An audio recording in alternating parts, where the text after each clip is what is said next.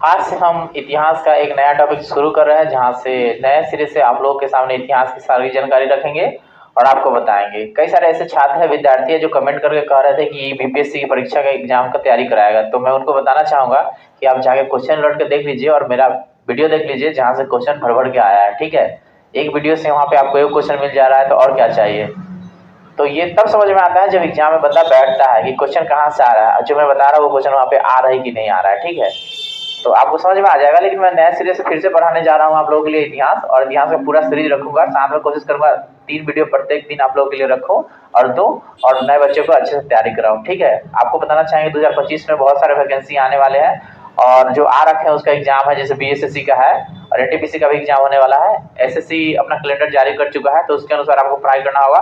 तो चलिए नए सीरीज से हम आपको तैयारी करते हैं। तो हम एकदम आराम से आपको बताते चलेंगे पूरे इतिहास की जानकारी। तो देखेंगे इतिहास के बारे में कहाँ से क्वेश्चन बनता है और क्या क्या आपको जानना जरूरी है एग्जाम के पॉइंट ऑफ व्यू से।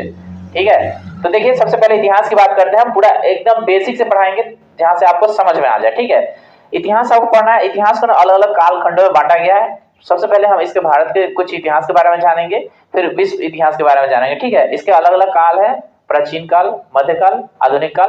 तो इस सीरीज में हम पढ़ते चलेंगे। तो सबसे पहले बात करते हैं भारत के इतिहास के बारे में। तो उत्तर में हिमालय से लेकर दक्षिण में समुद्र तक फैला उपमहाद्वीप भारतवर्ष के नाम से जाना था। तो उत्तर में हिमालय और दक्षिण में हो गया हिंद महासागर। ठीक है, उसी को यहाँ पे कहा है समुद्र तक। ठीक है, समुद्र तक यानी उत्तर में हिमालय से लेकर दक्षिण में समुद्र तक फैला यह उपमहाद्वीप भारत वर्ष के नाम से जाना था, जिसे महाकाव्य, महाकाव्य आप जानते हैं, रामायण हो गया, महाभारत हो गया, ये सब महाकाव्य है। जिसे जिसे महाकाव्य में भारतवर्ष अर्थात भरतों का देश, यानी भारत को भारतवर्ष अर्थात भरतों का देश तथा यहाँ के निवासी को भारतीय। तो जो भारत में रहता है उसको भारतीय कहते हैं। अगर अंग्रेजी में चेंज करेंगे तो इंडियन। ठीक है, अंग्रेजी में इसको देखेंगे तो इंडियन। भारतीय अर्थात भारत के संतान, जो भारत में रहते हैं उनको भारत के संतान। भारत एक प्राचीन कबीला का नाम था। अगर भारत के बारे में पूछा जाए तो ये सबसे पहले इतिहास में देखेंगे तो ये प्राचीन कबीला का नाम था। ठीक है, प्राचीन भारतीय अपने देश को जम्बू द्वीप अर्थात जम्बू, जम्बू का मतलब होता है जामुन, वही जामुन जो आप लोग जानते हैं। ठीक है, वृक्षों के द्वीप कहते थे, यानी जम्बू द्वीप। ठीक है, प्राचीन ईरानी, जब ईरानी लोग आए से तो सिंधु के नाम से, मतलब सिंधु जो नदी है आपका, सिंधु के नदी के नाम से इसको जोड़ के देखने लगे और बोलने लगे, जिसे भी आगे चलकर सिंधु न कहकर के हिंदू बोले। ठीक है, हिंदू बोले, और यही नाम फिर पूरे पश्चिम में फैल गया और पूरे देश को इसी नदी के नाम से जाने जाने लगा और संबोधित किया जाने लगा। जब यूनानी आए इसे तो इसे इंदे, इंदे, और अरब जब आए तो इसे हिंद कहते थे। कहता है अब आगे मध्य काल में इस देश को हिंदुस्तान, यानी जो हिंदुस्तान आप जो बोलते हैं, इसका नाम पड़ा मध्य काल में। मध्य काल में कब? जब मुस्लिम आक्रमणकारी आए तब। ठीक है, तो मध्य काल में इसका हो गया हिंदुस्तान। यह शब्द भी फारसी शब्द हिंदू से बना है। यूनानी भाषा में इसे इंदे के आधार पर ना अंग्रेजी में इसे इंडिया कहा जाने लगा। तो जब अंग्रेज भारत में आए तो इसे इंदे के नाम से, इंडिया के नाम से संबोधित करने लगे और इसे इंडिया के नाम से कहे जाने लगे। ठीक है, कहता है विंध्य पर्वत श्रृंखला। तो आपको पता है पूरे भारत के बीच से विंध्य पर्वत श्रृंखला गुजरती है। अगर भारत का मैप देखेंगे तो वहां से गुजरती है।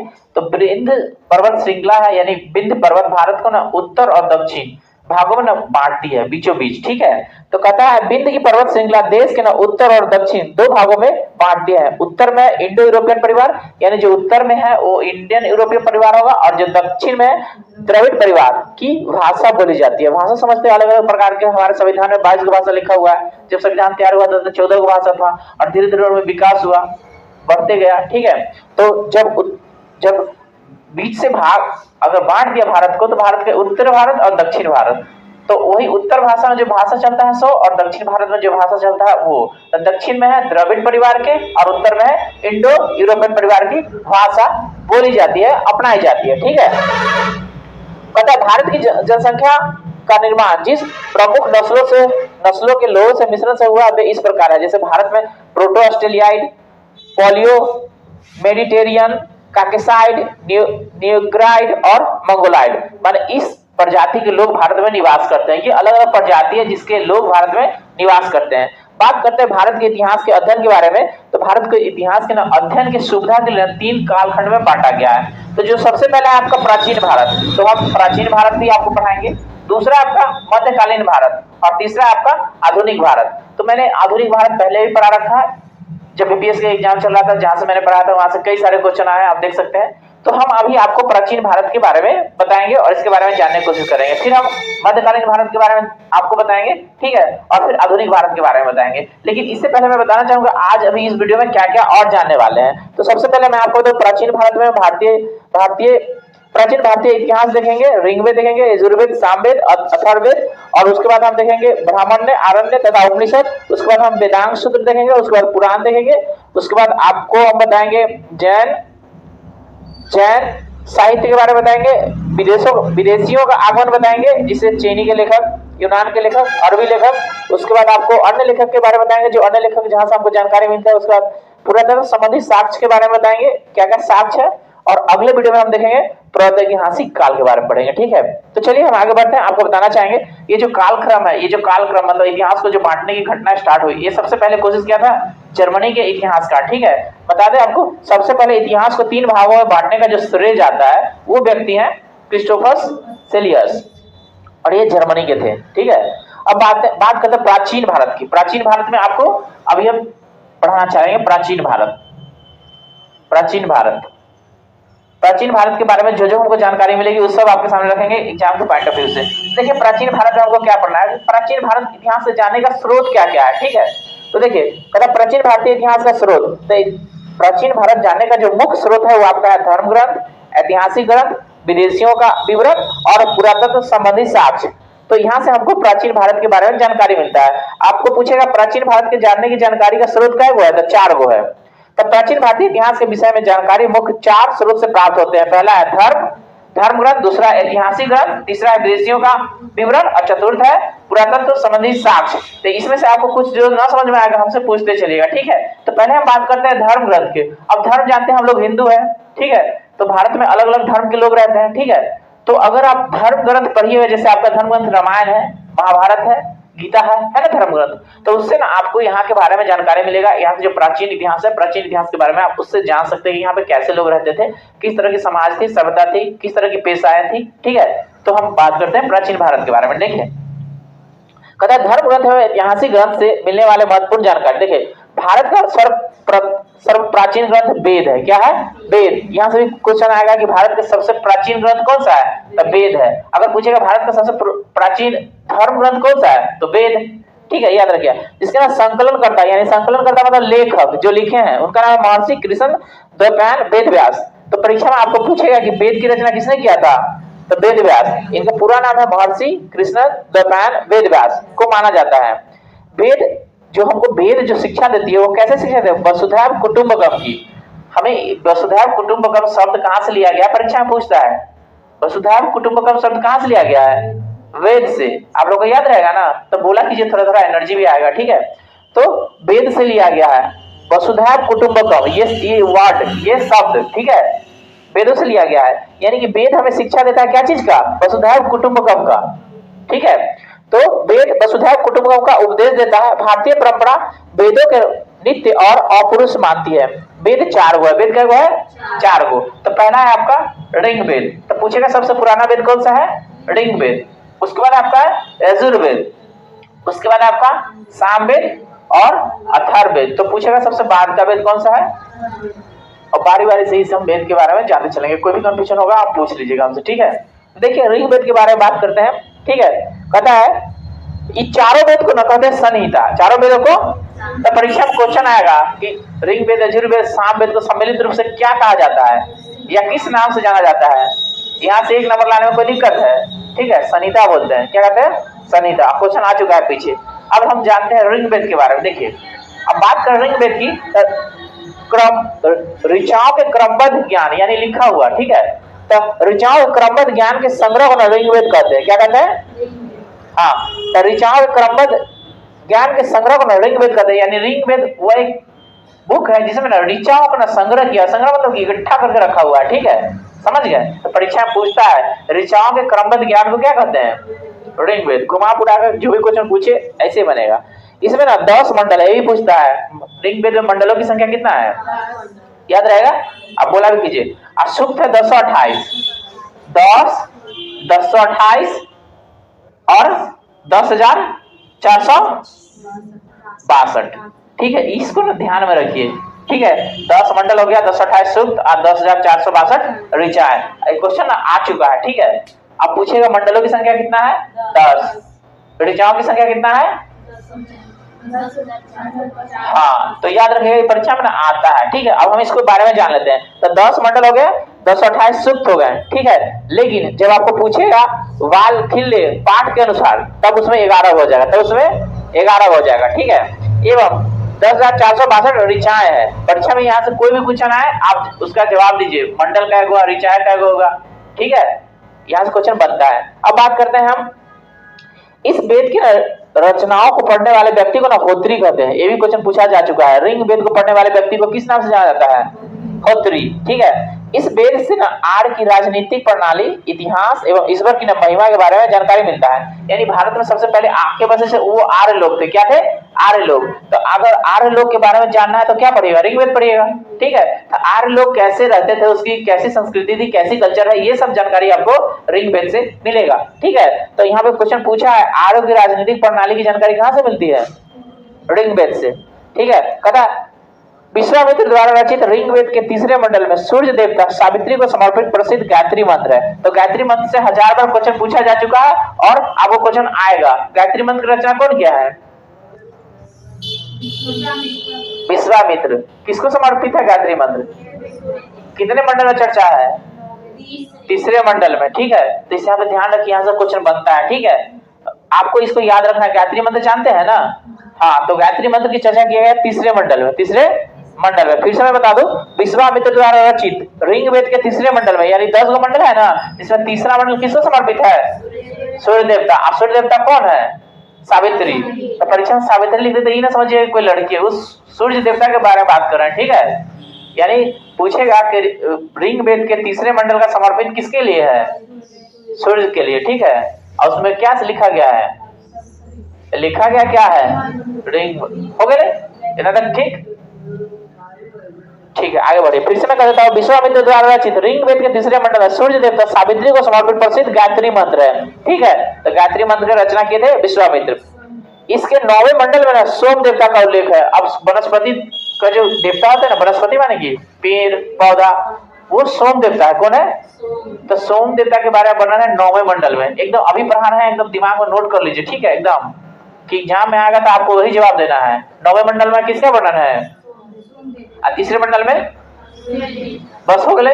हाँ, तो देख लीजिए 9वें मंडल में सोम देवता का उल्लेख कहता है। इसके ना इसी के 8वें मंडल में हस्तलिखित ऋचाओं को नखिल कहते हैं। यानी जब 8वें मंडल की बात करते हैं ना, वो हाथ से लिखा हुआ है। ठीक है, और जिसको बोलते हैं खिल। क्लियर? अब कहते हैं चतुर्थ वर्ण समाज की कल्पना का आदि स्रोत ऋग्वेद के ना 10वें मंडल में बड़े पुरुष सूक्त है। ठीक है, अब पुरुष सूक्त क्या क्या है देखिए, जिन्हें ना जिसके अनुसार ना 4 वर्ण है। पहला है ब्राह्मण, दूसरा है क्षत्रिय, उसके बाद वैश्य तथा शूद्र। तो यहाँ से आपको आएगा पुरुष सूक्त का वर्णन किसमें है? तो 10वें मंडल में। पुरुष सूक्त का वर्णन किसमें है? 10वें मंडल में। पुरुष सूक्त का वर्णन किसमें है? 10वें मंडल में। ठीक है, यहाँ से प्रश्न आता है पुरुष सूक्त का वर्णन किसमें है? 10वें मंडल में। आपको याद रखना है पुरुष सूक्त का वर्णन किसमें है?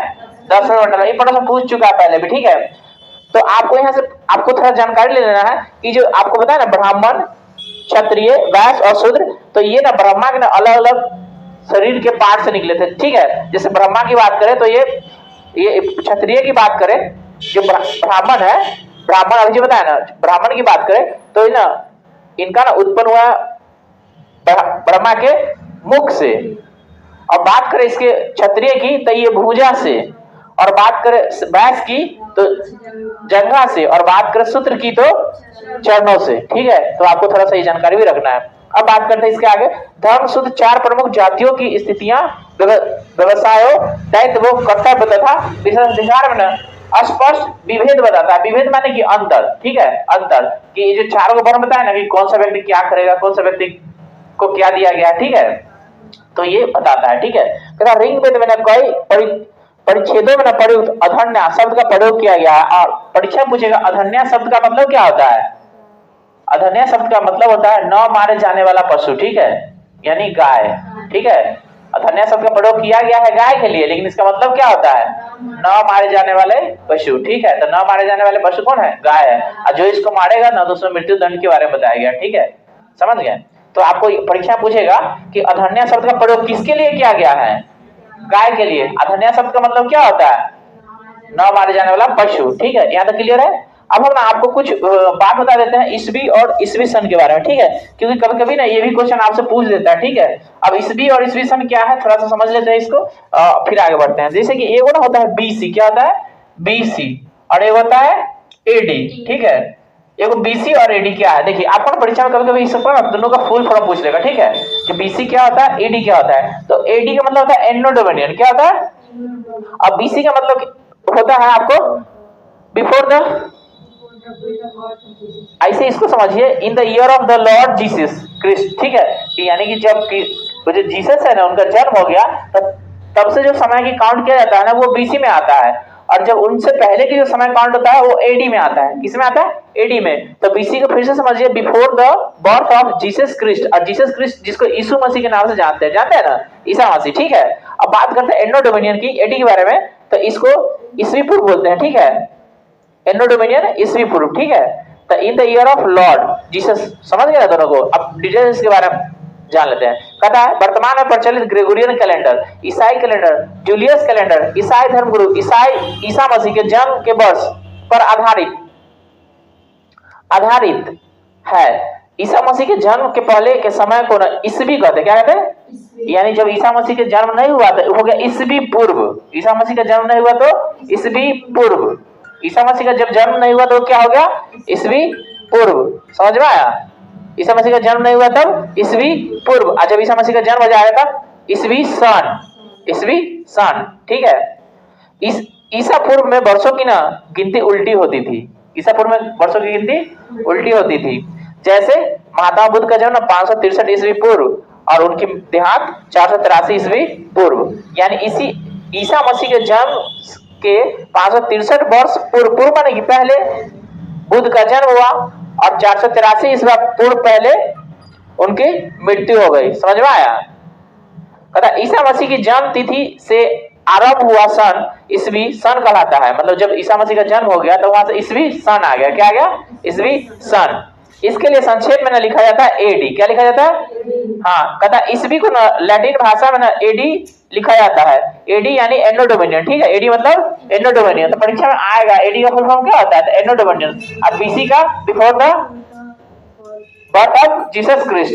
ठीक है, कहता है अब थोड़ा सा अलग से जानकारी लेना है। विंसेंट आर्थर स्मिथ ने प्राचीन भारत का पहला सुव्यवस्थित इतिहास अर्ली हिस्ट्री ऑफ इंडिया 1904 में लिखा था। किताब के नाम है, क्या नाम है? अर्ली हिस्ट्री ऑफ इंडिया 1904 में लिखा था। कौन लिखा था? विंसेंट आर्थर स्मिथ आदमी का नाम है। ठीक है, इस पुस्तक के 1/3 भाग पर केवल सिकंदर का आक्रमण, वही सिकंदर महान जो भारत पर आक्रमण किया था। ठीक है, याद है ना?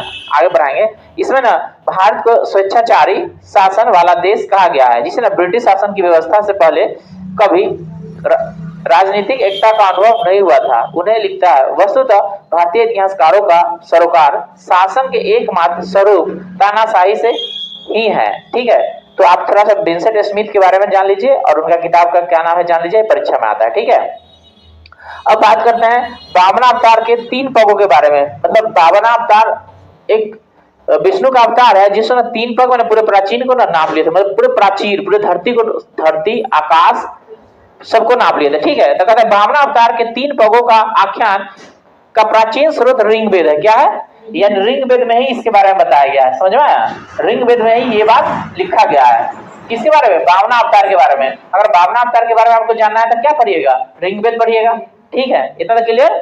कहता है ऋग्वेद में इंद्र के लिए 250, बहुत बार पूछा जा चुका है। इंद्र के लिए कितने? 250, अग्नि के लिए 200, ऋचाओं का प्रयोग किया गया है। ऋचा पढ़े थे ना 10,462।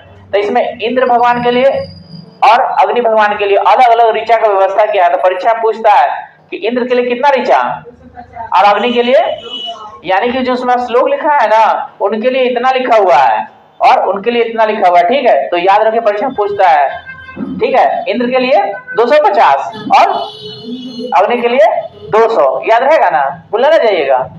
हाँ, इतना वर्णन किया गया है। आगे देखिए, प्राचीन इतिहास के साधन के रूप में वैदिक साहित्य में ऋग्वेद के बाद शतपथ ब्राह्मण का स्थान आता है। यानी प्राचीन इतिहास आपको जानना है। ठीक है, रिंग वेद आप पढ़ चुके हैं और आपको जानना है तो क्या पढ़िएगा आप? शतपथ ब्राह्मण पढ़िएगा, ठीक है। यानी रिंग वेद के बाद शतपथ ब्राह्मण का स्थान आता है, समझ रहे हैं ना, प्राचीन इतिहास को जानने के लिए। समझ रहे हैं ना, बात समझ में आ रहा है कि नहीं?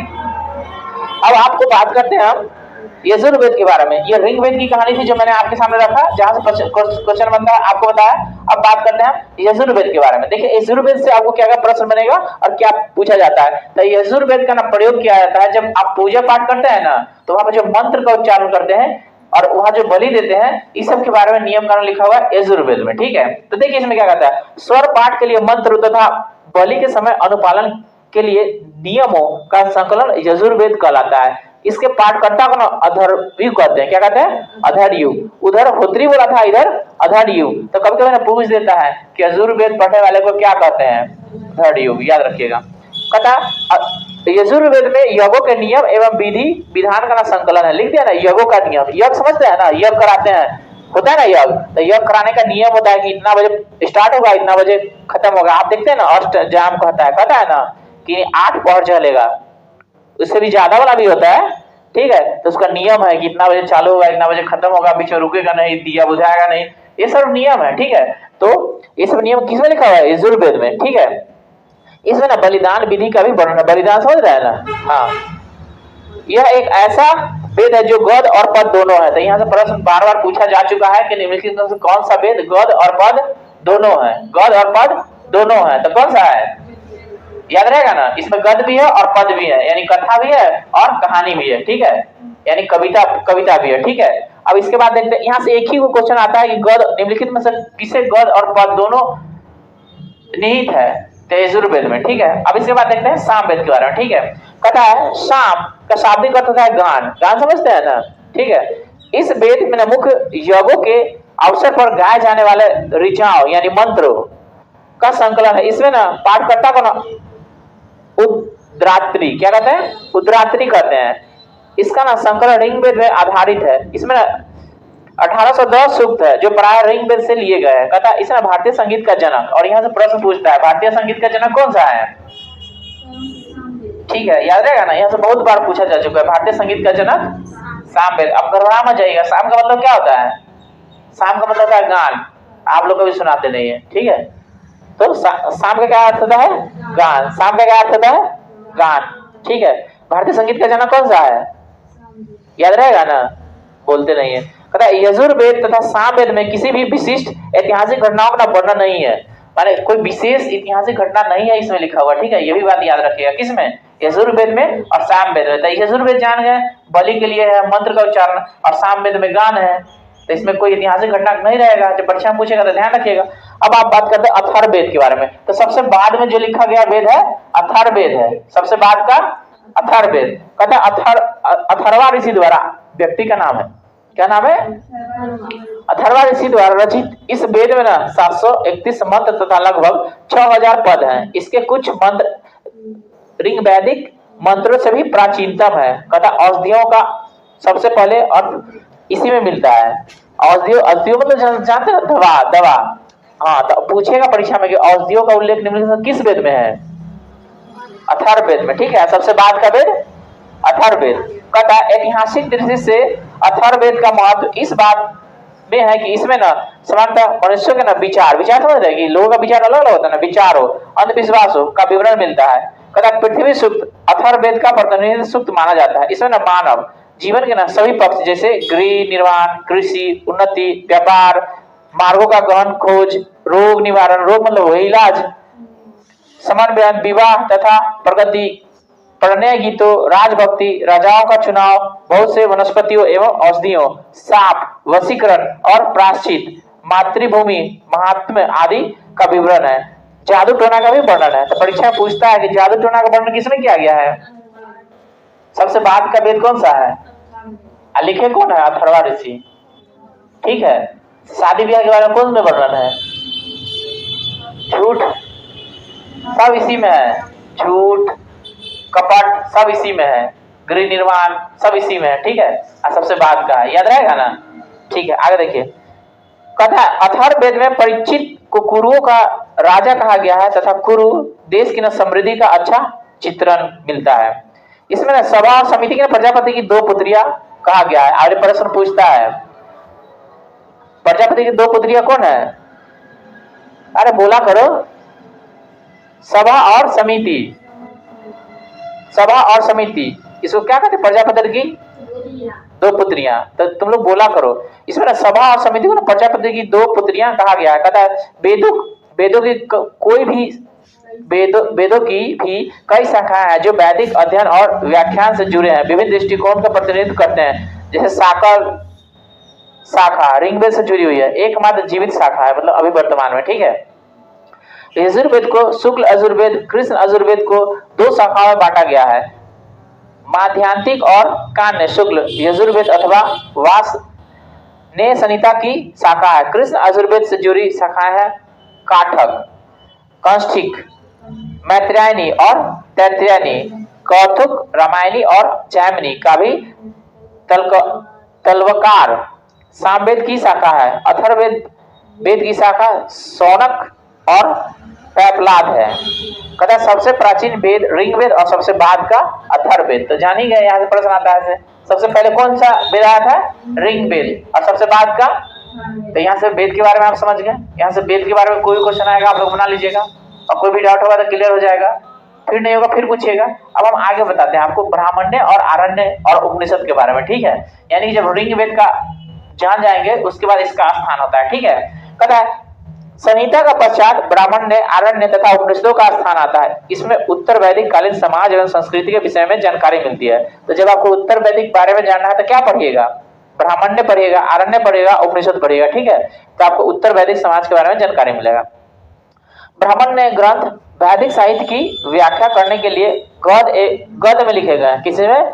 गद्य में लिखे गए हैं। प्रत्येक संहिता के लिए अलग अलग ब्राह्मण्य ग्रंथ है, जिसे ना सारणी में दिया गया है। इधर जैसे ऋग्वेद का है ऐतरेय व कौशिकी, यजुर्वेद का है तैत्तिरीय व शतपथ, और सामवेद का है पंचविंश, और अथर्ववेद का है गोपद। आप लोग बोला कीजिए तभी आपको आएगा, चुपचाप रहेगा नहीं आएगा। इन ब्राह्मण ग्रंथों में से परीक्षित के बाद और बिंबिसार के पूर्व की घटनाओं का ज्ञान प्राप्त होता है। जैसे कि अब इन ब्राह्मण ग्रंथ को पढ़िएगा ना तो हमें परीक्षित के बाद, यानी एक में परीक्षित है दूसरा में बिंबिसार, ठीक है, के पूर्व घटनाओं के जानकारी प्राप्त होता है।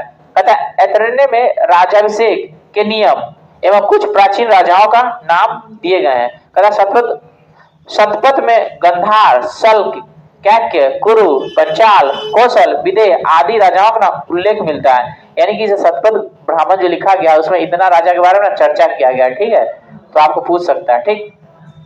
कहता वैदिक साहित्य में ऋग्वेद के बाद शतपथ ब्राह्मण का स्थान आता है, जो पहले ही हम आपको बता चुके हैं। कहता आरण्य के यज्ञ में जुड़े कर्मकांडों की दार्शनिक और प्रतीकात्मक अभिव्यक्ति है। कहता उपनिषदों की संख्या 108 है। ये पूछता है उपनिषद की संख्या 108 है। उधर काय वो था? 4 वो था वेद, और उपनिषद काय वो है? तो याद रखिए इसको, चिन्ह लगा लीजिए। पूछता है परीक्षा में उपनिषदों की संख्या काय वो है? ठीक है, 108 उपनिषद है, याद रखेंगे। पता है जिसमें 13 को मूल उपनिषद की श्रेणी में रखा गया, मतलब 108 है लेकिन 13 वो मेन है मूल रूप से, ठीक है।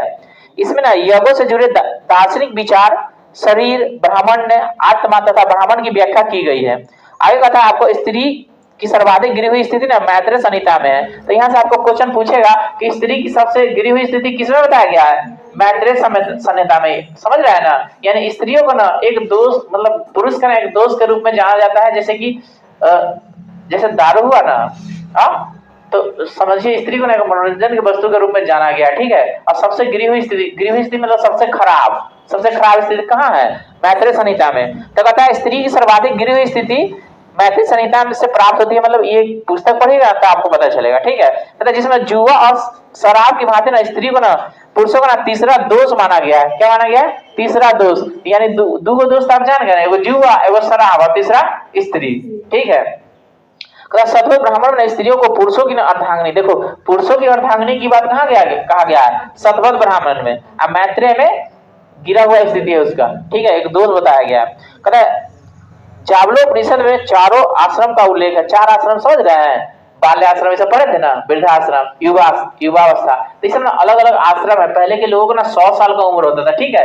तो सबको ना 25-25 में बांटा हुआ था, ठीक है, समझ गया। 25 उम्र हुआ, फिर 25 उम्र हुआ तो 25 से लेकर 50 तक वो अपना गृहस्थ जीवन जिएगा, ठीक है। उसके बाद कमाने के लिए जाएगा, फिर 75 हो जाएगा ना तो संन्यास ले लेगा। तो पहले ना ऐसे ऐसे बांटा हुआ था, ठीक है, 4 आश्रम, जीवन के 4 आश्रम, ठीक है। लेकिन अभी तो उम्र उतना है नहीं, लेकिन फिर भी देखिए तो, लेकिन ये बात कहाँ बताया गया है? जावलोपनिषद में चारों आश्रमों का उल्लेख कहाँ मिलता है? जावलोपनिषद में। कहता स्मृतियों के में सबसे प्राचीन एवं प्रमाणिक मनुस्मृति है। चेन लगा लीजिए इसको। पूछता है सबसे प्रमाणित कौन सा स्मृति है? मनुस्मृति। यह ना शुंग काल का माना जाता है, यानी इसका रचना कब हुआ था? शुंग वंश के समय में, ठीक है। किसका? मनुस्मृति का। शुंग वंश पीछे पढ़ेंगे इतिहास में, आगे फिर से देखेंगे शुंग वंश काल में क्या लिखा गया था? मनुस्मृति। उसके बाद नारद स्मृति, ये गुप्त काल में लिखा गया था। नारद स्मृति, अगर आपको गुप्त के बारे में जानना है तो पढ़ पढ़िएगा नारद स्मृति, यानी नारद स्मृति गुप्त काल में लिखा गया है और गुप्त काल के ना जानकारी देता है। तो ये था आपका आरण्य। अब हम वेदांत के बारे में देखते हैं। अगर वेदों को ठीक से समझना है ना, वेद तो 4 ऊपर है ना, तब वेदों को भली भांति समझने के लिए ना वेदांत का निर्माण किया गया, ठीक है। अब वेदांत है 6 गो, क्या वो? अब देखिए वेदों को ना भली भांति समझने के लिए ना 6 वेदांत की रचना की गई है। पहला है आपका शिक्षा, यानी शुद्ध उच्चारण शास्त्र, माने आपको ठीक से बोलने आना चाहिए, ठीक है। उसके बाद कल्प, यानी कर्म कांडीय विधि। उसके बाद निरुक्त, यानी शब्दों की व्युत्पत्ति का शास्त्र। उसके बाद व्याकरण, उसके बाद छंद, उसके बाद ज्योतिषी। तो ये 6 को दिया है। हाँ, वेदों की संख्या 4 हुआ, वेदांत की संख्या, यानी वेदों को ठीक से समझने के लिए ना वेदांत की रचना किया गया है। यानी वेद में जो लिखा हुआ भाषा है ना, इतना आसान नहीं है कि कोई समझ जाएगा, क्योंकि संस्कृत श्लोक है ना, तो उसको ठीक से समझने के लिए वेदांत की रचना किया गया, ठीक है। समझ रहे हैं ना?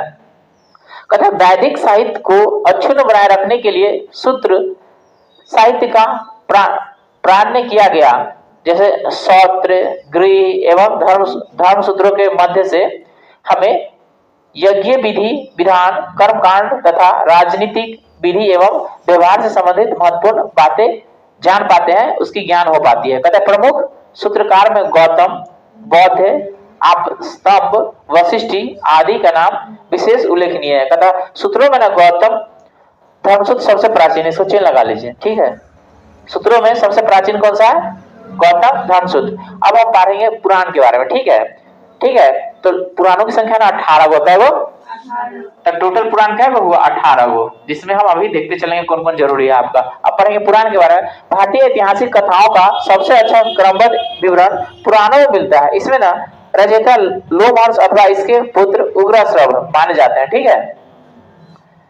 इसकी ना संख्या 18 है, इसकी संख्या 18 है, जिसमें ना केवल 5 मत्स्य, वायु, विष्णु, ब्राह्मण्य और भागवत में ही राजाओं की वंशावली पाई जाती है। यानी 5 गो मेन हो गया, ठीक है, 5 गो मेन हो गया।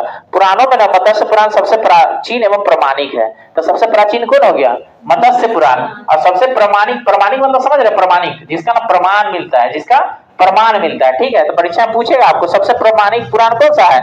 मत्स्य पुराण। और सबसे प्राचीन पुराण कौन सा है? मत्स्य पुराण। कहता अधिकतर पुराण सरल संस्कृत श्लोक में लिखे गए हैं। स्त्रियों शूद्र जिन्हें वेद पढ़ने की अनुमति नहीं थी, यानी स्त्री और शूद्र वेद नहीं पढ़ सकते थे, ठीक है, लेकिन वे पुराण सुन सकते थे, माने सुन सकते थे, लेकिन पढ़ने का अधिकार नहीं था। पुराणों के ना पाठ पुजारी मंदिर में किया करते थे, ठीक है। सामाजिक व सांस्कृतिक दृष्टि से अग्नि पुराण का काफी महत्व है, ठीक है। अग्नि पुराण का काफी महत्व है, जिसमें ना राजतंत्र के साथ साथ कृषि संबंधी विवरण भी दिए गए हैं। अब बात करते हैं बौद्ध, जैन और अन्य साहित्य के बारे में। देखिए अभी जो क्या पढ़ रहे हैं आप इतिहास कहाँ से जान सकते हैं उसके बारे में पढ़ रहे हैं, ठीक है। प्राचीन इतिहास आपको कहाँ से जानकारी मिलेगा उसके बारे में पढ़ रहे हैं कि आपको कहाँ से मिलेगा। तो ये सब चीज अभी आपके सामने रख रहा है ना, जब इसको पढ़िएगा ना तो आपको अच्छी तरह से जानकारी मिलेगा इतिहास, प्राचीन इतिहास के बारे में। समझ रहे हैं कि नहीं समझ रहे हैं? अब आप देखिए बौद्ध, जैन और साहित्य के बारे में। जातक, ये ना जातक जो है ना बुद्ध धर्म का एक पुस्तक है, ठीक है। तो जातक में बुद्ध की पूर्व जन्म की कहानी वर्णित है। तब पूछेगा कि बुद्ध की पूर्व कहानी कहाँ वर्णित है? तो जातक में। पूछेगा जातक का संबंध किससे है? बौद्ध धर्म से। बोलते क्यों नहीं है? जातक का संबंध किससे है? बौद्ध धर्म से। इसमें क्या वर्णित है? बुद्ध के पूर्व जन्म की कहानी। हीनयान का प्रमुख ग्रंथ कथा वस्तु है, मतलब कथा वस्तु का संबंध किससे? हीनयान से।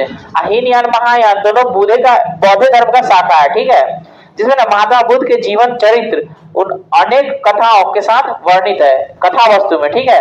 कहते हैं जैन साहित्य को आगम कहा जाता है, जैन साहित्य को आगम कहा जाता है। जैन धर्म का प्रारंभिक इतिहास कल्प सूत्र है। पूछे कल्प सूत्र का संबंध कौन सा धर्म से है? जैन धर्म से हैं, ठीक है। तो जैन धर्म का प्रारंभिक इतिहास जानने के लिए क्या पढ़ेंगे? कल्प सूत्र पढ़ेंगे। कहता जैन ग्रंथ भगवती सूत्र में महावीर के ना जीवन कृतियों तथा अन्य समकालीन के साथ साथ उनमें ना संबंधों का विवरण मिलता है।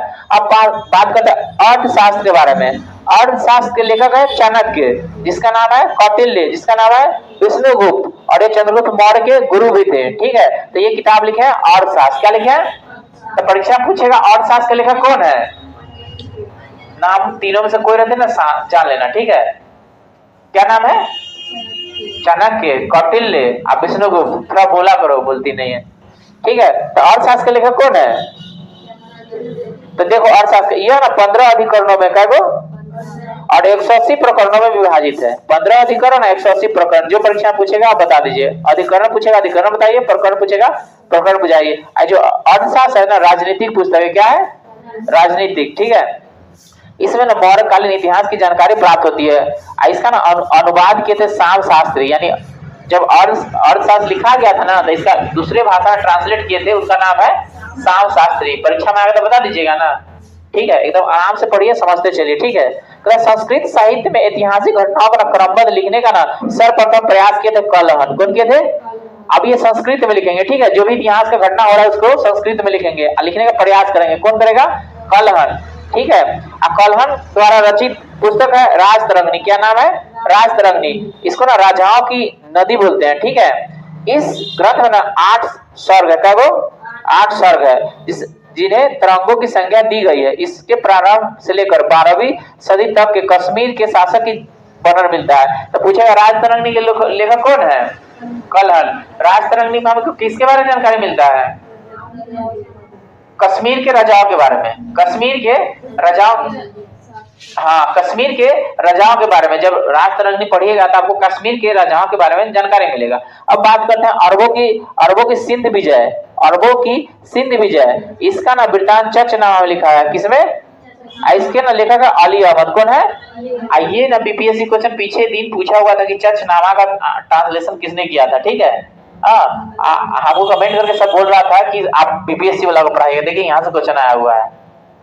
अगर आप क्वेश्चन पिछले जो बीपीएससी हुआ 70वीं जाकर देखिएगा तो वहां से चचनामा से क्वेश्चन है, ठीक है। तो यहाँ अगर ठीक से पढ़ेगा तो बीपीएससी क्वेश्चन क्या है सॉल्व करेगा। तो यहाँ पे पूछ रहा है चचनामा। चचनामा का लेखक कौन है? अली अहमद, ठीक है। तो इसमें कहाँ की जानकारी मिलता है? अरबों का सिंध विजय, ठीक है। उसके बाद बात करते हैं अष्टाध्याय की, ठीक है। अष्टाध्याय संस्कृत भाषा का ना व्याकरण की प्रथम पुस्तक है। व्याकरण की प्रथम पुस्तक है। इसके लेखक पाणिनि है। कौन है? पाणिनि। परीक्षा पूछता अष्टाध्याय के लेखक कौन है? पाणिनि ने कौन पुस्तक लिखा? अष्टाध्याय। अष्टाध्याय, ठीक है। ये अष्टाध्याय क्या है? संस्कृत व्याकरण। क्या है? संस्कृत व्याकरण का पहला पुस्तक। इससे मौर्य के पहले का इतिहास तथा मौर्ययुगीन राजनीतिक अवस्था की जानकारी प्राप्त होती है, ठीक है। तो ये परीक्षा में आता है अष्टाध्याय पाणिनि, ठीक है। कहता अष्टाध्याय किताब में पहली बार ना लिपि शब्द का प्रयोग किया गया। जैसे हिंदी का कौन सा लिपि है? देवनागरी। तो लिपि शब्द का प्रयोग सबसे पहले कहाँ हुआ था? अष्टाध्याय में। एक लेखक कौन है? पाणिनि। याद रहेगा ना, लिपि शब्द का प्रयोग किया गया है अष्टाध्याय में। क्लियर है यहाँ तक? कहता है कात्यायन की गार्गी संहिता एक ज्योतिषी ग्रंथ है। फिर भी इसमें ना भारत पर होने वाले यवन आक्रमण का उल्लेख मिलता है। कहता पतंजलि पुष्यमित्र शुंग के पुरोहित है। यानी पतंजलि जो है ना पुष्यमित्र शुंग के दरबार में रहते। दरबार समझ रहे हैं ना, उनके राज्य में रहते थे, ठीक है। और इसी ने महाभास से शुंगों के ना इतिहास के पता चलता है। यानी किताब का नाम है महाभास। किताब का नाम है महाभास। लिखा कौन है? पतंजलि। हालांकि योग के ना प्रतिपादक भी पतंजलि। योग समझ रहे हैं ना, योग। तो योग का शुरुआत इन्होंने किया था, पतंजलि ने। पतंजलि किसके दरबार में रहते थे? पुष्यमित्र शुंग। पुष्यमित्र शुंग ना यज्ञ करवाए थे, ठीक है। और यही उसके पुरोहित थे, ठीक है। पढ़ा है ना उधर यज्ञ के बारे में। फिर आगे हम पढ़ लेंगे जब पुष्यमित्र शुंग के बारे में पढ़ेंगे तब, ठीक है। अब है ये तो था आपका बौद्ध, जैन एवं अन्य साहित्य। अब हम देखेंगे विदेशी यात्रियों में मिलने वाले प्रमुख जानकारी। जो विदेशी यात्री भारत में आए घूमने के लिए और जब वो लिख के गए पुस्तक, उनके बारे में पढ़ते हैं। देखिए यूनानी रोमन लेखक जैसे टेसियस, यह ईरान का राजवैद्य था। राजवैद्य मतलब कि अभी के लिए डॉक्टर। तो पूछेगा टेसियस कहाँ से का था? ईरान का राजवैद्य। भारत के संबंध में इसका ना विवरण आश्चर्यजनक कहानियों से परिपूर्ण होने का ना अविश्वसनीय है। उसके बाद हेरोडोटस। हेरोडोटस। इसको इतिहास का पिता कहते हैं। क्या कहते हैं? कितना बार क्वेश्चन पूछा जा चुका है कि इतिहास के पिता किसे कहा जाता है। ये किताब में लिखे थे हिस्टोरिका। क्या लिखे थे? तो परीक्षा पूछेगा हिस्टोरिका के लेखक कौन है, पूछेगा हिस्टोरिका का संबंध किससे है? हेरोडोटस से। ठीक है, तो कहता है इतिहास का पिता कहा जाता है किसको? हेरोडोटस के। इसने अपनी पुस्तक हिस्टोरिका में 5वीं शताब्दी ईसा पूर्व में भारत और फारस को ना वर्तमान में ईरान के नाम से जानते हैं। क्या जानते हैं? ईरान के संबंध का वर्णन किया, परंतु इसका विवरण भी अनुश्रुतियों एवं अफवाहों पर आधारित है। अब बात करते हैं सिकंदर। जब सिकंदर भारत पर आक्रमण किया था ना, तो उसके साथ ना कई सारे लेखक आए थे, इतिहासकार। ठीक है, तो देखिए सिकंदर के साथ आने वाले लेखकों में निर्याकस और नेसिक्रिटस तथा अरिस्टोबुलस का विवरण भी अधिक प्रमाणित और विश्वसनीय है। ये सिकंदर के साथ आने वाले इतिहासकार थे। ठीक है, अब बात करते हैं मेगास्थनीज के बारे में। यह ना सेल्यूकस निकेटर का राजदूत था। ये पूछता है मेगास्थनीज के बारे में। ठीक है, मेगास्थनीज किसका राजदूत था?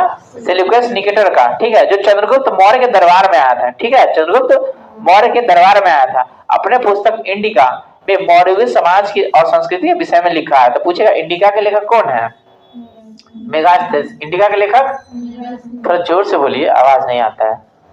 ठीक है, अब बात करते हैं डायमेकस के बारे में। ये ना सीरिया नरेश अंत्योकस का राजदूत था, जो बिंदुसार के राज दरबार में आया था। ठीक है, इसका ना विवरण भी मौर्य युग इतिहास के बारे में मिलता है। तो आपको पूछेगा मेगास्थनीज किसके दरबार में आया था? चंद्रगुप्त मौर्य, और उसका बेटवा है अब। ठीक है, द डायमेकस किसके दरबार में आया था? द बिंदुसार के दरबार में। ठीक है, इतना क्लियर। अब है डायोनसियस। यह मिस्र नरेश टॉलमी फिलाडेल्फी का राजदूत था, जो ना अशोक के दरबार में आया था। ठीक है, डायोनसियस कहाँ के था? मिस्र के। ठीक है, अब बात करते हैं टॉलमी के बारे में। टॉलमी, इसे ना दूसरी शताब्दी में भारत का भूगोल, किताब का नाम है भारत का भूगोल। तो पूछेगा भारत के भूगोल के लेखक कौन है? टॉलमी। ठीक है, आपको याद रखना है। अब बात करते हैं प्लिनी के बारे में। ये भी किताब लिखा है नेचुरल हिस्ट्री। क्या लिखा है? हाँ, तो प्लिनी इसने प्रथम शताब्दी में ना नेचुरल हिस्ट्री नामक ना पुस्तक लिखी। इसमें ना भारतीय पशुओं, पेड़ पौधों, खनिज पदार्थ आदि का बारे में जानकारी मिलता है। तो आपको याद रखना है नेचुरल हिस्ट्री के लेखक कौन है? प्लिनी। भारत का भूगोल टॉलमी। अब बात करते हैं पेरिप्लस ऑफ अथेंसी। यहाँ से ना क्वेश्चन बीपीएससी पिछले ईयर पूछ चुका है कि इसके लेखक कौन है। तो ये एक पुस्तक है जिसके लेखक के बारे में ना पता नहीं है कि इसके राइटर कौन है। ठीक है, इस पुस्तक के लेखक के बारे में ना जानकारी नहीं है। यह लेखक करीब 80 वर्ष में ना हिंद महासागर की यात्रा पर आया था। इसमें ना इसके समय भारत के ना बंदरगाहों तथा व्यापारिक वस्तुओं के बारे में जानकारी मिलती है। ये बीपीएससी क्वेश्चन पहले पूछ चुका है कि पेरिप्लस ऑफ द एथेंसी के लेखक कौन है? तो अज्ञात, पता नहीं है कि इसके लेखक कौन है। मतलब कोई लिखा होगा और उसमें नाम नहीं होगा इसका। ठीक है, अब ये तो था यूनानी रोमन लेखक। अब हम पढ़ेंगे चीनी लेखक के बारे में। ठीक है, अब देखिए चीन से कौन भारत आया? तो चीन से पहले आया फाहियान। कौन आया? ये चंद्रगुप्त द्वितीय के दरबार में आए थे। किसके दरबार में? जब ये आए थे ना यहाँ पे, तो बताया था कि मध्य प्रदेश में ना मध्य प्रदेश की जनता और वहाँ की समाज और संस्कृति के बारे में ना वर्णन किए थे। ठीक है, वो मध्य प्रदेश की जनता को ना सुखी और समृद्धि बताए थे। वो भारत में ना 14 वर्ष तक रहे। कितने वर्ष? तो पूछेगा फाहियान कहाँ से आए थे? चीन से। ठीक है, किसके समय में आए थे? चंद्रगुप्त द्वितीय के समय में। इसी को विक्रमादित्य भी बोलते हैं। ठीक है, अब बात करते हैं, तो पूछेगा फाहियान भारत में कितने वर्ष रुका? 14 वर्ष। ठीक है, अब बात करते हैं संयुगल के बारे में। 518 ईस्वी में भारत आए थे। इसने अपने 3 वर्षों की यात्रा में बौद्ध की शिक्षा लेने के लिए आए थे। ठीक है, बौद्ध धर्म की प्राप्तियां एकत्रित की। अब बात करते हैं हेनसांग के बारे में। हेनसांग आया था हर्षवर्धन के समय में। ठीक है, ये भारत में ना 15 वर्ष रहे। कितना? 15 वर्ष। ठीक है, ये भी चीन से आए थे। ठीक है, ये कहां से आए थे? चीन से। 629 में ना चीन से भारत प्रस्थान किए थे और लगभग 1 वर्ष लगा था उनको आने में। ठीक है, और ये सबसे पहले भारत में कहते थे कपीसा ना जम्मू कश्मीर में। कहा है? यानी उस मार्ग से आए थे भारत। ठीक है, तो कपीसा में आके रहे थे। ठीक है, यहाँ पे भारत में 65 वर्ष रहे, 15 वर्ष रहे भारत में, 15 वर्ष रहे। और 645 में ना ये चीन लौट गए। यहाँ पे ना ये बौद्ध धर्म के बारे में पढ़ाई करने आए थे। बौद्ध धर्म के जो भी यहाँ पे उनको जानकारी मिला, जो भी वहां से एक पुस्तक लिए और लिख करके चले गए चीन। ठीक है, तो पूछेगा हेनसांग कहाँ के थे? भारत कब आए थे? 629 में। किसके समय में आए थे? हर्षवर्धन के समय में। कितने वर्ष यहाँ रहे? लौट कब गए? थोड़ा एनर्जी में। ठीक है, बोला कीजिए। इनका एक किताब है जिसका नाम है CU की। क्या नाम है? तो CU के लेखक कौन है?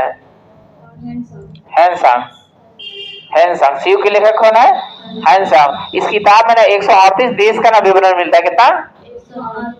यहाँ से कुछ पूछना है तो देखिए, जब वो भारत में आए थे ना, तब वो ना बुद्ध की प्रतिमा का पूजा मतलब आराधना, फिर सूर्य की आराधना की और फिर शिव के, ठीक है। यानी जब हैंसंग भारत आए तो ही ना 3 लोगों को, जैसे बुद्ध की प्रतिमा, सूर्य और शिव की ना प्रतिमा का ना पूजा की, समझ रहे हैं ना, आराधना की, ठीक है। हैंसंग के अध्ययन के समय नालंदा के ना कुलपति थे आचार्य शीलभद्र। परीक्षा पूछता है, जब हैंसंग पढ़ने के लिए आए थे नालंदा में, तो वहां के आचार्य कौन थे? तो शीलभद्र। यह विश्वविद्यालय बौद्ध दर्शन के लिए प्रसिद्ध है। जो नालंदा विश्वविद्यालय किस लिए जाना जाता था? बौद्ध धर्म के लिए। वहां से ना देश विदेश के लोग पढ़ने के लिए आते थे, ठीक है, जिसमें से एक हैंसंग भी थे। अब बात करते हैं ईदसिंह के बारे में। ईदसिंह ना 7वीं शताब्दी के अंत में ना भारत आए थे। इसने अपने विवरण नालंदा विश्वविद्यालय और विक्रमशिला विश्वविद्यालय में वर्णन किया, मतलब वहां से ये बौद्ध धर्म के बारे में शिक्षा लिए, ठीक है, नालंदा से भी और विक्रमशिला से भी। विक्रमशिला विश्वविद्यालय वर्तमान में कहाँ है? भागलपुर में। कहाँ है?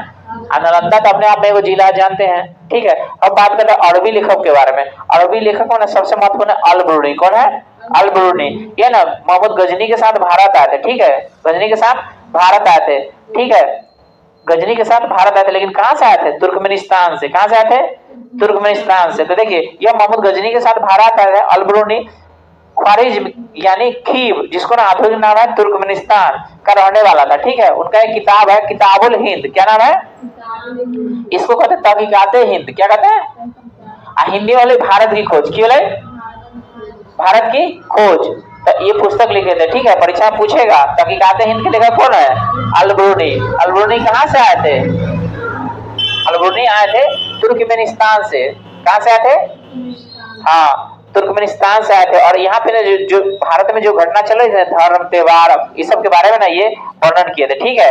रीति रिवाज यहाँ पे चल रहा था ना, उसके बारे में सुंदर वर्णन किए थे। तो अल ब्रूनी के बारे में याद रखिए, किताब का नाम बारे में याद रखिए, परीक्षा पूछता है। इसके बाद बात करते हैं इब्न बतूता के बारे में, ठीक है। इब्न बतूता एक किताब लिखी जिसका नाम है रेहला। क्या नाम है? परीक्षा में भी पूछता है, रेहला का लेखक कौन है? Ibn Battuta. तो बात करते हैं इसके द्वारा अरबी भाषा में लिखे हुए यात्रा वृत्तांत, मतलब यात्रा में आएगा ना वो लिखे, यात्रा वृत्तांत है रेहला, ठीक है। कौन भाषा में लिखा गया है? अरबी भाषा में, ठीक है। 14वीं शताब्दी में भारत के उपमहाद्वीप के सामाजिक संस्कृति जीवन विषय पर ना प्रचुर सबसे ना रोचक जानकारी देते हैं। ये ना 1333 में दिल्ली पहुंचे। कहाँ पहुंचे? 1333 में दिल्ली पहुंचे। वहां का ना राजा था मोहम्मद बिन तुगलक। जब इनको मिला ना, तो इनके ना ज्ञान से ना प्रभावित हो गया। इनको ना दिल्ली का ना काजी नियुक्त किया। काजी मतलब होता है न्यायाधीश। क्या हुआ? न्यायाधीश। कही 1313 में। इब्न बतूता भारत कब आया? हालांकि कहा जाता है इब्न बतूता मोरक्को से आए थे। कहां से आए थे? मोरक्को से। परीक्षा में आएगा तो ध्यान रखिएगा, ठीक है। तो उसके ये यहाँ तक क्लियर। उसके बाद है आपके अन्य लेखक। अन्य लेखक में आपको पढ़ना है तारकनाथ के बारे में, ठीक है।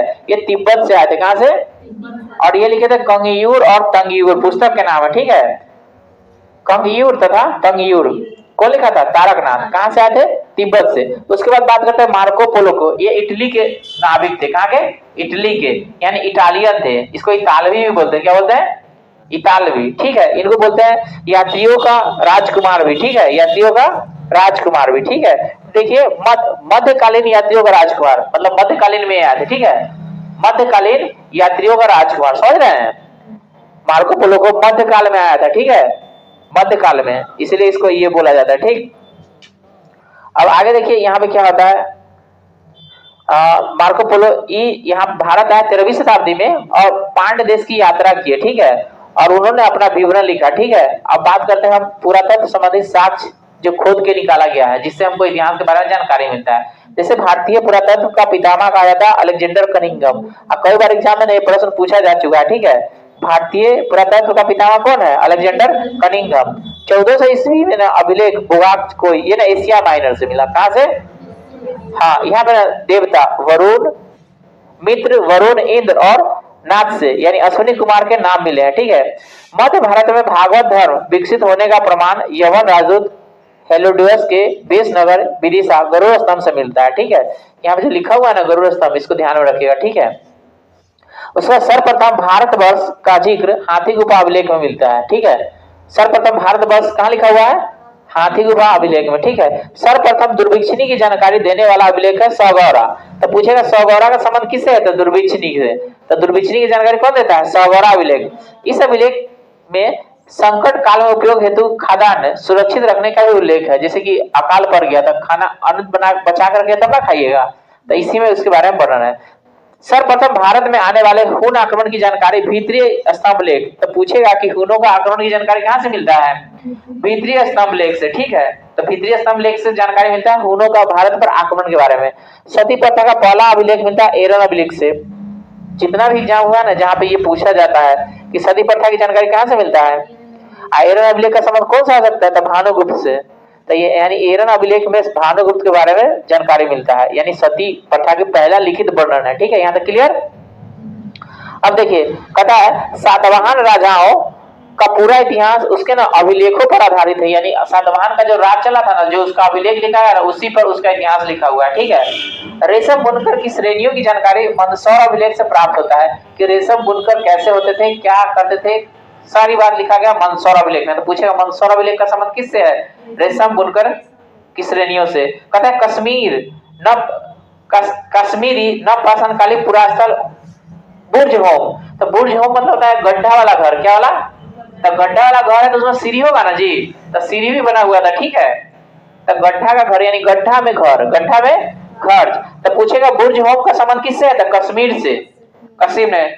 तो बुर्ज होम मतलब गड्ढे वाला घर का संबंध है कश्मीर से, और नव पाषाणकालीन पूरा स्थल है, ठीक है, का साक्ष्य मिलता है, जिसमें उतरने के लिए ना सीढ़ी होती थी, क्या थी, यानी गड्ढा में लोग रहते थे, ठीक है, सीढ़ी से तो नीचे उतरते हैं। यहाँ मनुष्य के साथ साथ पालतू कुत्ते को भी दफनाने का प्रमाण मिला है, यानी कि जब व्यक्ति मर जाते थे ना तो उनके जो भी पालतू कुत्ते थे ना उसके साथ उसको दफना दिया जाता था। ये जानकारी कहां से मिलता है, कश्मीर से। इसका नाम है बुर्ज होम, क्या नाम है, बुर्ज होम। कहता प्राचीनतम सिक्कों में ना आहत सिक्का, प्राचीनतम जो सिक्का है उसको बोलते हैं आहत सिक्का, क्या बोलते हैं, आहत सिक्का कहा जाता है। इसी को साहित्य में ना कासार्पण कहते हैं, क्या कहते हैं, आप आहत सिक्का बोलिए चाहे कासार्पण बोलिए, यानी साहित्य में लिखा है कासार्पण, क्या लिखा है, कासार्पण। कहता सर्वप्रथम सिक्कों पर लेख लिखने का काम ना यवन राजा किया था, कौन, यवन राजा। यानी सिक्का पर लेख लिखते हैं ना, पीछे लिखा रहता है 1 रुपया 2 रुपया, चाहे कोई भी राजा का लेख उस पे लेख, तो लेख लिखने का जो काम चालू किया था यवन राजा करवाया था, ठीक है। इतना तो क्लियर। नीचे कुछ महत्वपूर्ण बात है जिसको जानना है, जैसे हाथी गुफा अभिलेख का संबंध है कलिंग राजा खारवेल से। उसके बाद जूनागढ़ अभिलेख का संबंध है रुद्रदामन से। उसके बाद नासिक अभिलेख का संबंध है गौतमी बलश्री से। उसके बाद प्रयाग स्तंभ लेख है समुद्रगुप्त से। उसके बाद एहोल अभिलेख है पुलकेशिन द्वितीय से। मंदसौर अभिलेख है मालवा नरेश यशोधर्मन से। ग्वालियर अभिलेख है प्रतिहार नरेश भोज से। भीतरी या जूनागढ़ अभिलेख संबंध है स्कंदगुप्त से। उसके बाद देवपारा अभिलेख संबंध है बंगाल के शासक विजय सेन से, ठीक है। और अभिलेखों का जो अध्ययन है वो कराता है ईपीग्राफी, क्या कराता है, तो आप जब अभिलेख के बारे में पढ़िएगा ना तो विशेष अध्ययन कीजिएगा, उस अध्ययन का नाम है ईपीग्राफी। यहाँ तक क्लियर। कहता है समुद्रगुप्त की ना बीना बजाते हुए प्रतिमा से पता चलता है कि समुद्रगुप्त ना बीना बजाने में निपुण था, ठीक है, निपुण था। यानी कि उसका एक सिक्का है जिसमें ना बताया गया कि वो बीना बजा रहा है, ठीक है।